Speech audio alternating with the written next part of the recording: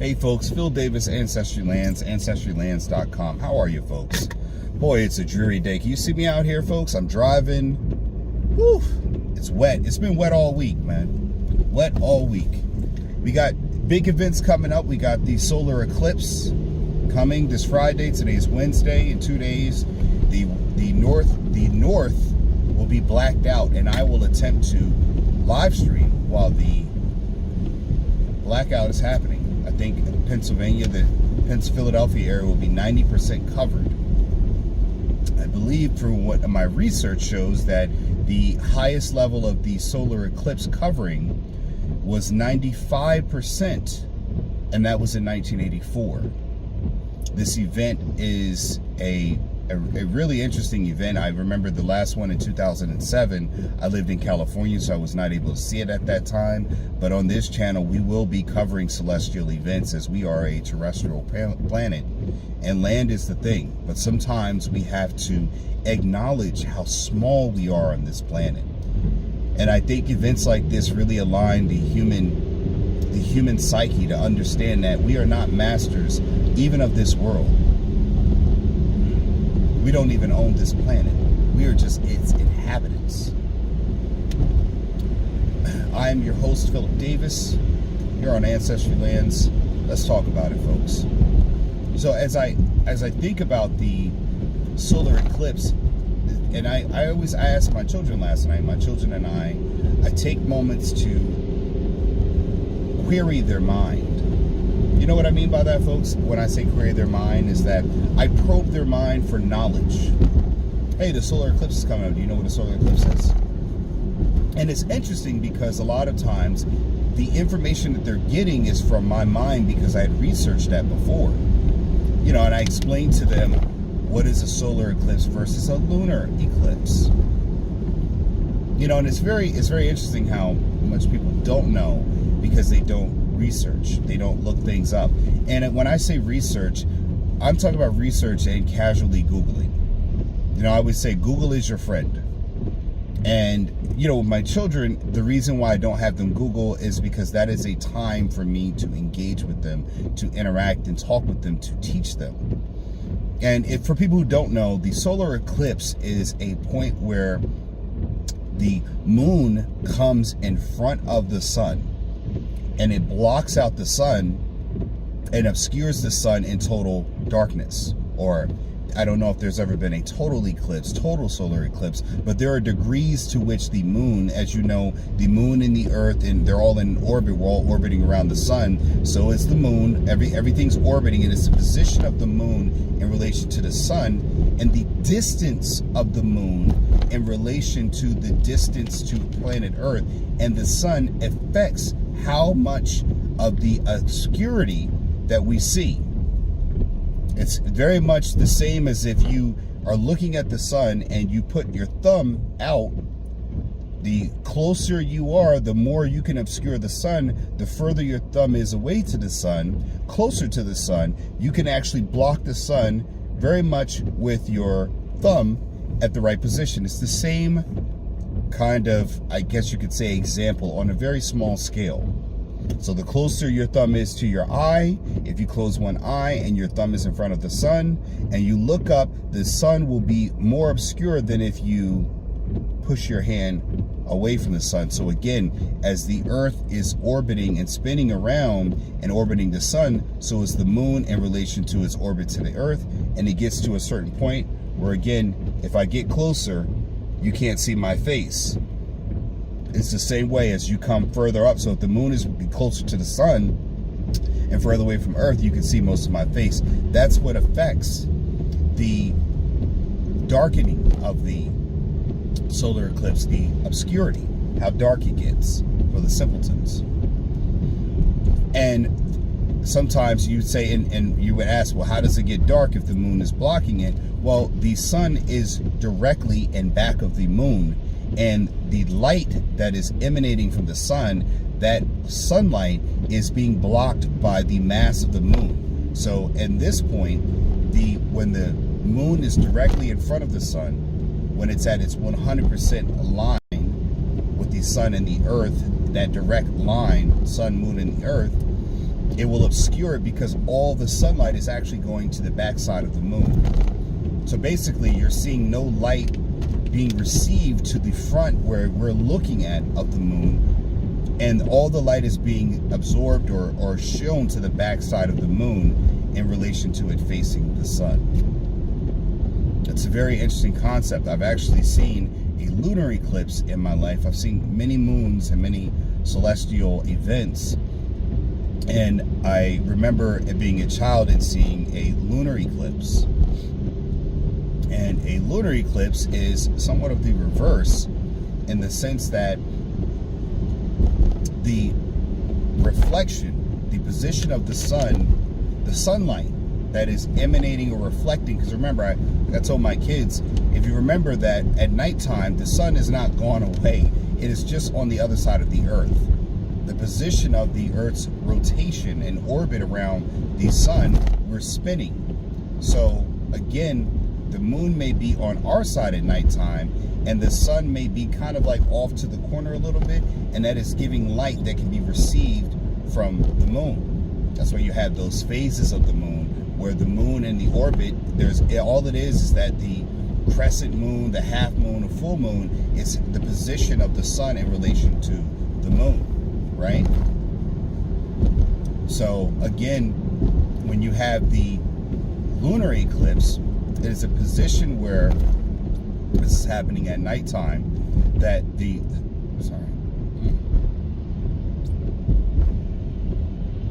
sorry about that. You can see the cars are stopping at an abrupt angle there. The lunar eclipse is what happens when at nighttime the sun moves to be more in front of, in front of the moon at a position. So you only see, the sun is behind the moon again, but it's at nighttime. It's when the sun and the position of it, the sun is happening during the nighttime, and it's at behind the moon. It's a very interesting, the sun moves in an axis where it shades over the moon, and it comes out of that axis. It kind of goes behind, it dips behind. It's a very interesting pattern, and I've seen one. I remember going outside at nighttime and seeing one when I lived in South Jersey, and I might have messed that up on the lunar eclipse. I was really talking about the solar eclipse, so we could just move along on that one. Any which way, folks, back to land in life. My kids, I bought the solar glasses. Remember, folks, do not look directly at the solar eclipse. You might be working or anything like that. Take a moment to gaze outside and remember that we exist in this large blue marble that is actually moving through space at a very fast rate. And it is a moment to take time and realize your mortality, your humanity, and that we exist as small parts of a gigantic chasm or cosmic thing called the universe. And I think that a lot of people are going to be frightened, a lot of people are going to be awakened, a lot of people are going to be realigned with what's going on. And other things, folks, you've heard about I don't know if this is true or not, but there's a lot of events happening in America. And I had a conversation with my mother yesterday, and we talked about, what's happening with Sean Diddy or Puffy Combs, the rap mogul, real estate mogul, rap mogul, businessman. And, she asked me about it, and I was turned off a little bit because, again, as far as the masses are concerned, it just seems like there is one big thing after another, and it's always obscured by something like this, now Puffy, the Cassie thing. There's always some big headline that's entertaining, that's distracting in an entertainment way, like what's going on with Mr. Combs, and it gets everyone talking, it's sensationalized, and our minds are getting pulled away from the things that really matter. The Fed not lowering interest rates. And when my mother and I started talking, she said, what are your thoughts on it? And I was like, I don't really give a crap. Because, again, why am I concerned about someone who is not concerned about stuff with me? I mean, A lot of these things are allegations. I don't know if they're true. I'm only speculating, and it's caught the public eye so much that no one could tell you about if interest rates were raised or lowered, but they could definitely tell you about what's going on with Puffy. That's what's in the news today, and it's not just a black thing anymore.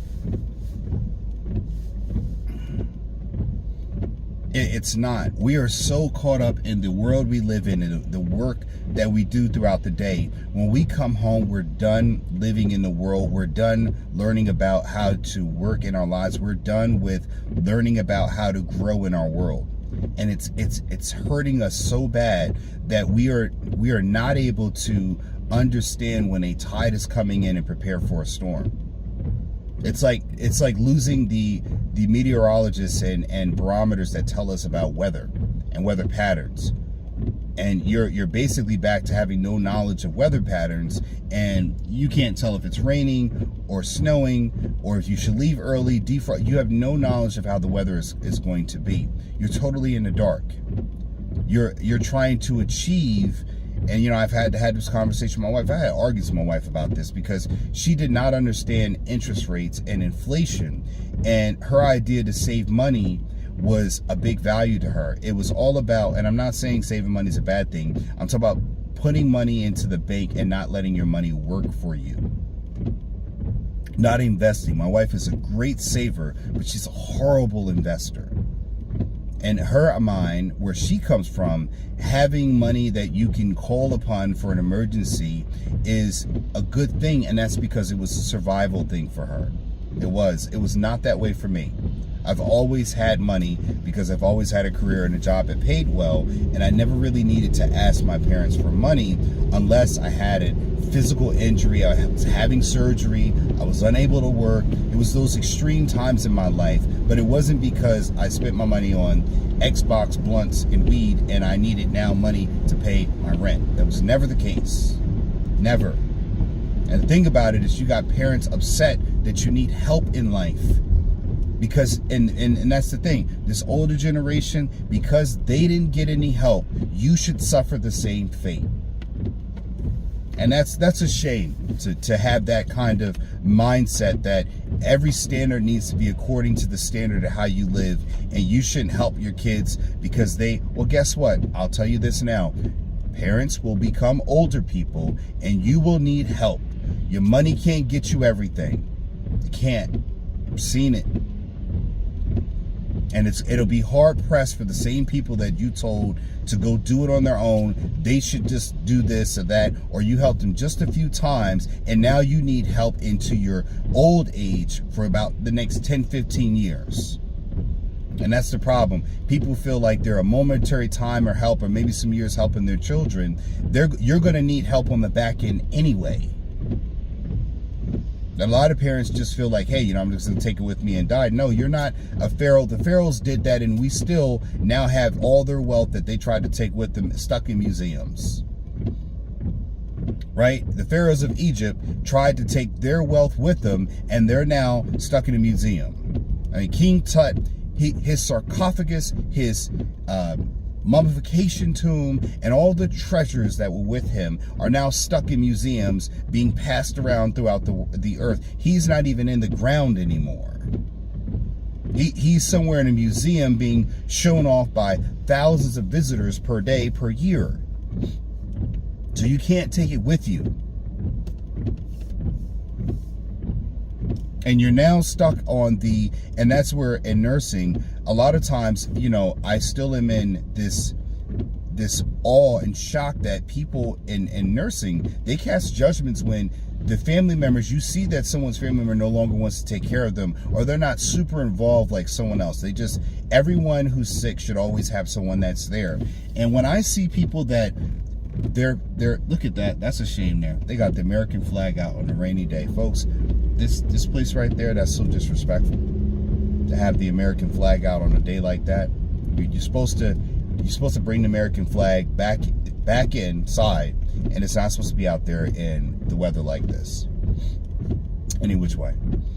Back to what I was saying, that they'll be shocked that a husband does not want to care for his wife in a certain way, and they'll cast aspersions on that husband. Or if a wife doesn't want to take care of her husband and he's sick and definitely ill, or children don't want to do that, the first thing they do is talk about how bad that person is, how low of a human being they are. Family should help. They should do this. It should be that. And I say, the thing in my mind is like, well, how can you safely say that that person's a bad person? You don't know what that person who's now sick put that person through.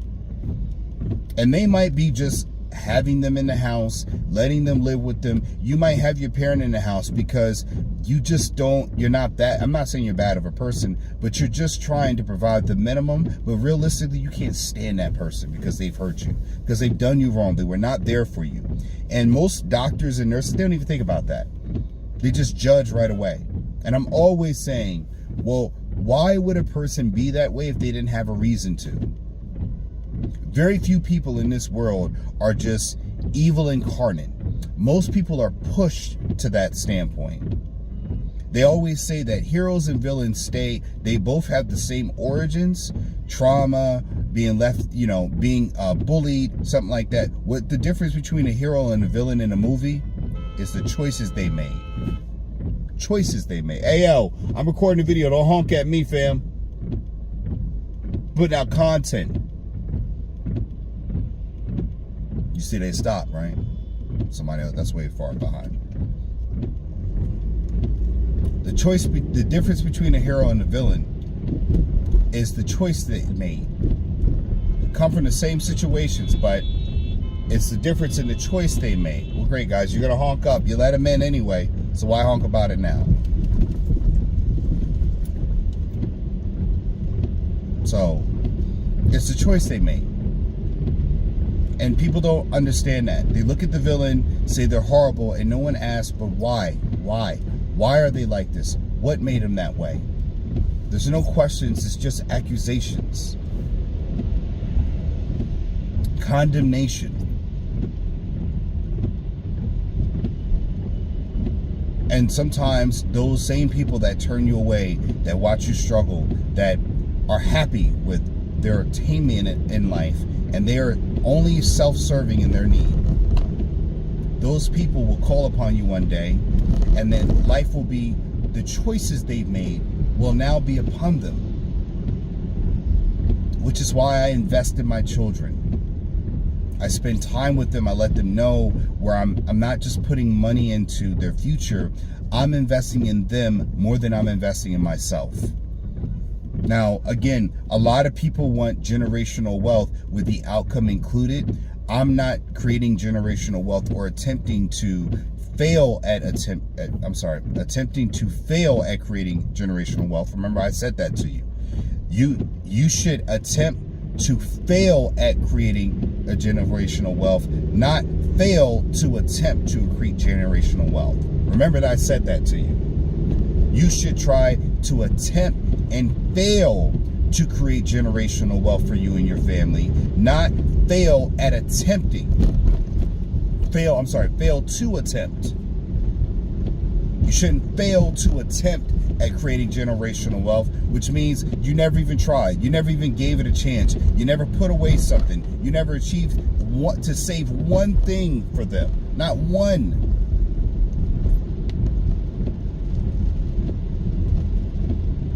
That's failing to attempt, not attempting and failing.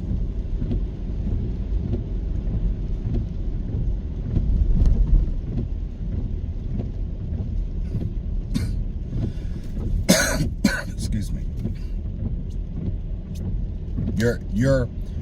Your failure to attempt to obtain generational wealth is what will keep you or put you into the lower class.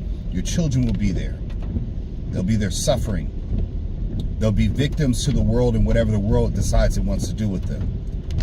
Like a baby deer or a deer in the jaws of a lion. You're at the mercy of the lion. The lion decides to take this consumption slow and start at the foot and consume the deer or the antelope. Then it's a slow and painful way until you go. And when lions kill, they're almost merciful in the fact that they try to make the death as quick as possible. Think about that for a minute. And then this world is cruel in the sense that it will keep you impoverished and suffering for a long amount of time and keep you alive for the whole ride.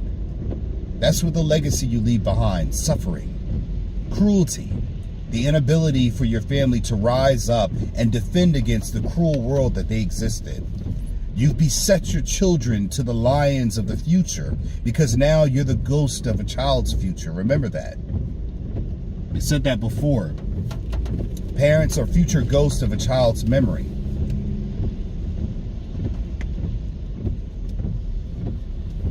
A child will grow up one day and all the things that you've done in their lives, all the things that you lived in their lives will become a memory of the past. You are a living memory for your child's future.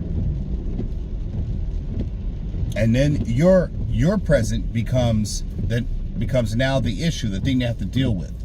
Go cut in, fam. Okay, this guy. What you were supposed to do was cut in. That's what you're supposed to do. But all right, we're there.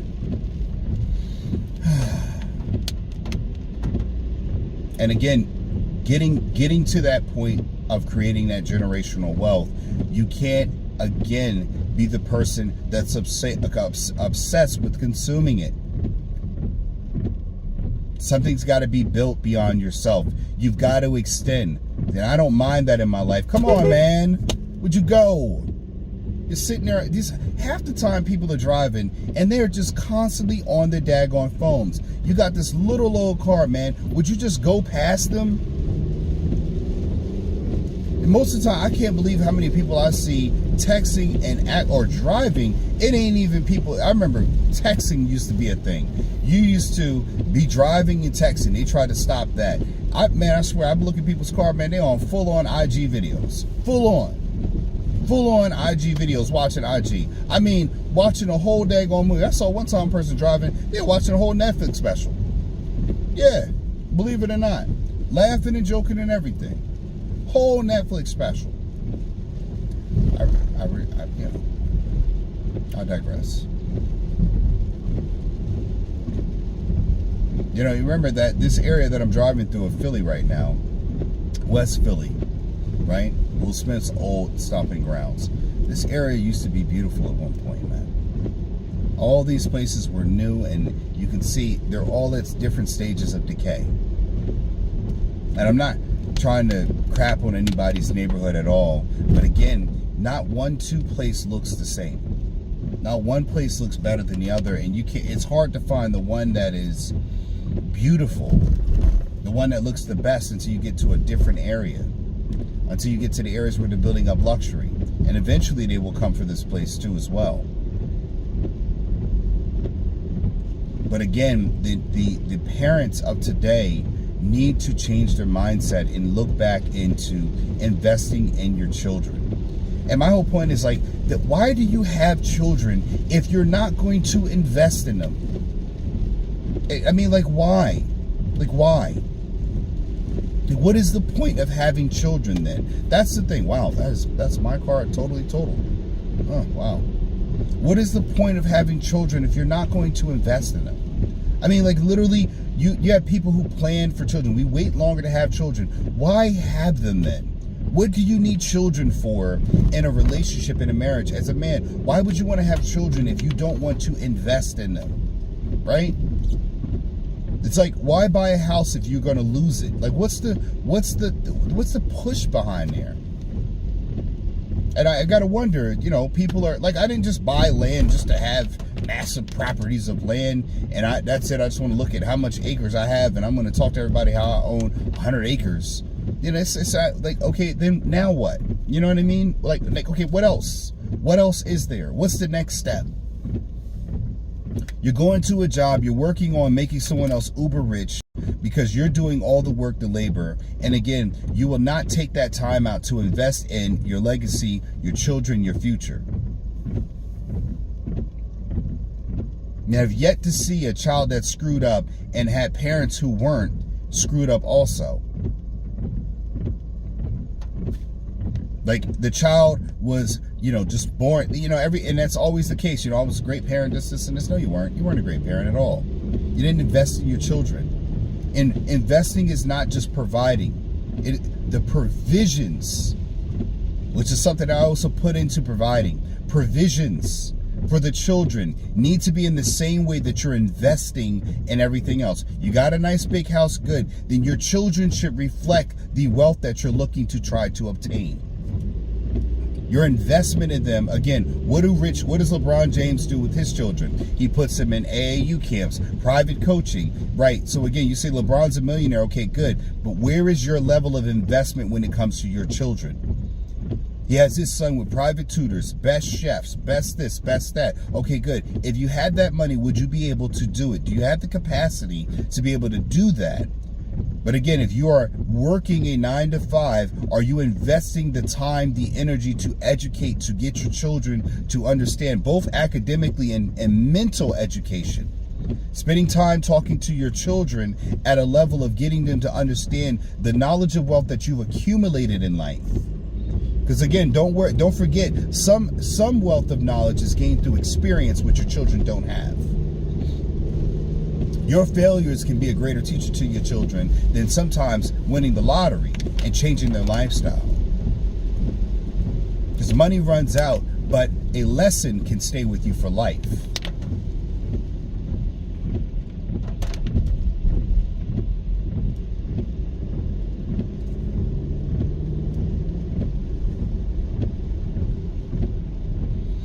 It runs along the same line where I talk about mentorship with younger men. That's one of the things. I've always kept myself around people who could educate me and give me quality mentorship in my life. Always. Whether it was a married man, when I was single, I never hung around a whole group of single guys, and I was always at my level. I always hung around people. Shout out to Don Coombs.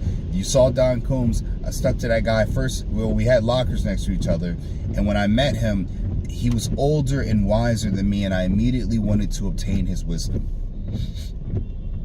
That meant sometimes we in summer times, man, it was like, hey man, I'm making breakfast, I'm making some food, come up from your room, come up, man, and let's eat and let's talk some shop, man. Let's have a think session. Let me learn from you. And that's keeping people in your circle so that way you have their knowledge at your hand. You can consult with them. I've met his parents, I've been to his house, the endless amounts of people he's associated with. I've also taken him and many of his other friends because, the extension of them, we went fishing. We've done things that friends do when you're creating a fellowship. It's not just about, hey, let me go ahead and interact. Let me go ahead and meet you at this one level, get this information and run away. We went fishing, did things that expanded both of our horizons as a group, as friends, as fellowship. Eric Kennedy and I, we go to defense classes on Sundays in firearm training and practice. And then we break bread afterwards because, again, this helps to reinforce the network of fellowship that I have. The things that I can learn from their success and failures. It strengthens my position when I'm able to take in more angles than just my own and see life through the lens of others. And it expands my view into the possibilities of things to avoid and things maybe to take on.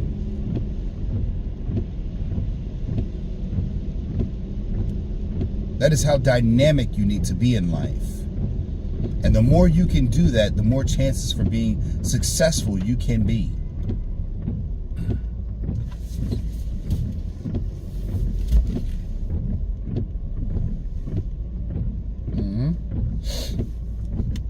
So I say that to you all for this reason. You should seek out mentors. Heck, man, when I'm probably 60, I'm still going to want to seek a mentor. Definitely going to want to seek a mentor. Because even if we're the same age, I'm looking for someone who has a higher economic level than I do. I'm at 60, I might be looking out for people who now have achieved and have been able to pass down generational wealth. My man, what in the world are you doing, man? we doing here, bruh? This guy, I mean, it's as slow as can be. I'm going to look at people who have set up legacies, estate planning. I'm going to extend myself beyond that to make sure. See, this is what I'm talking about here on the right. See these houses here, and then you see this luxury 2-bedroom, 2-bath up here, this sign? That's what I'm saying. See how the neighborhood, it's eventually going to change? Then you look up here on the left at this corner building here, another apartments. This is that commercial stuff that they're talking about happening all over. Sorry about the bumping. It's a very bumpy ride.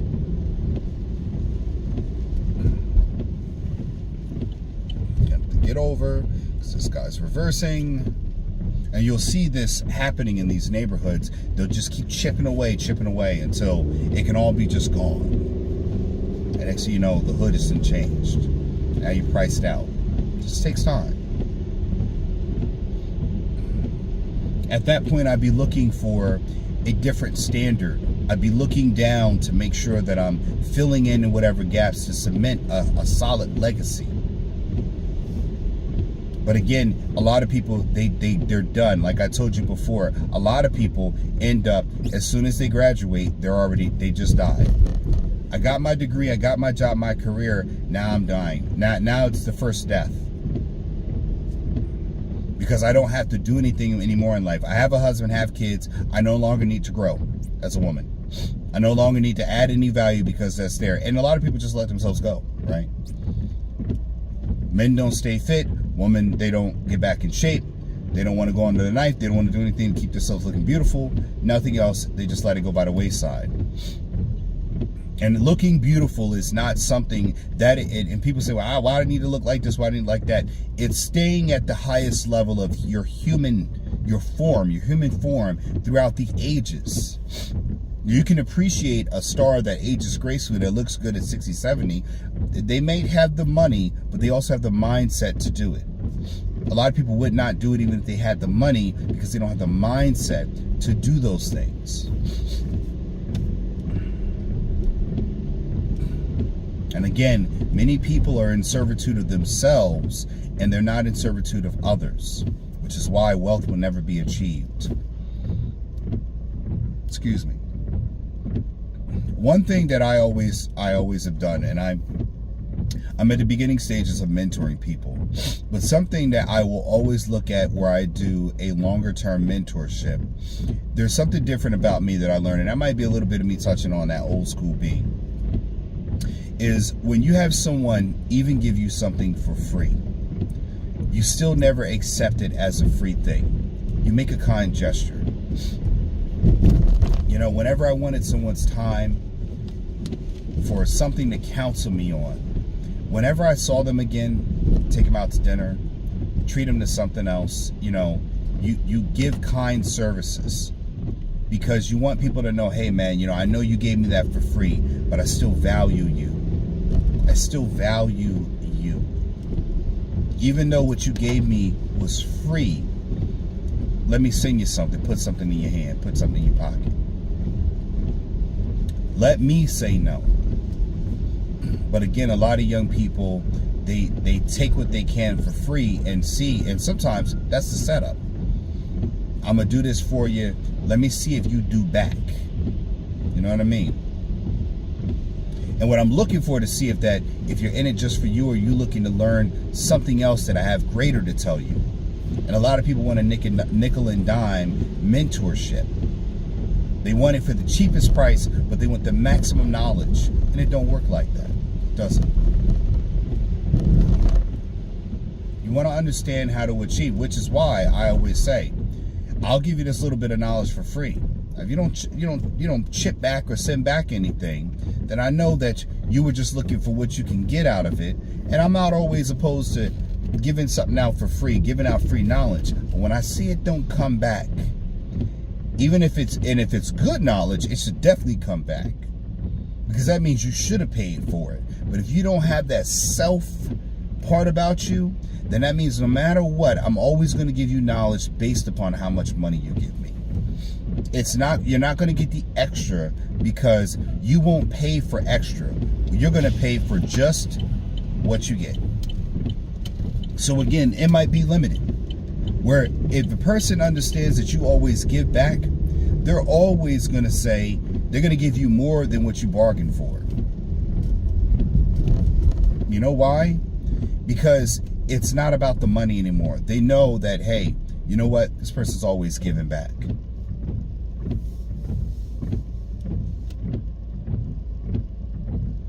So again, folks, be gratuitous with your mentors. And if they're giving you even solid information, even if they give you information that's bad, you still want to make sure that you keep that as a network, because you never know who your mentor may know. That information might be bad just because of this time that you're implementing. You might have missed a step. There's many different reasons why that information could have been bad. And it's not necessarily the mentor gave you bad information. Keep that in mind. Be gratuitous with your mentors, because again, when somebody goes and asks me about a person, I'm going to say, nah, because he only paid me for what he wanted. So why should I do any extra? That's the other thing you forget. So if your mentor or someone who gives you mentorship or a moment to mentor gives you good advice you can use, and it leads to you having a financial win, you reach back and you pay up, even if it was meant to be free. Because again, your next opportunity, your next thing that you might need mentorship might be a person I know in my own network. I ain't gonna refer you now, right? Because it's different. You paid me for advice, and that's what you got. You got that mentorship advice, and that's what you kept. So why should I do anything more? You didn't pay for that. You didn't pay for the connection. You just paid for the information. It's a difference. So remember that, folks. In life, the things that I'm teaching. Remember, my book is on Amazon, Getting Dollars from Dirt, A Beginner's Guide to Vacant Land Investing. I am your host, Philip Davis. Remember, either own property or you be owned this property. Phil Davis, and I'm out. Peace.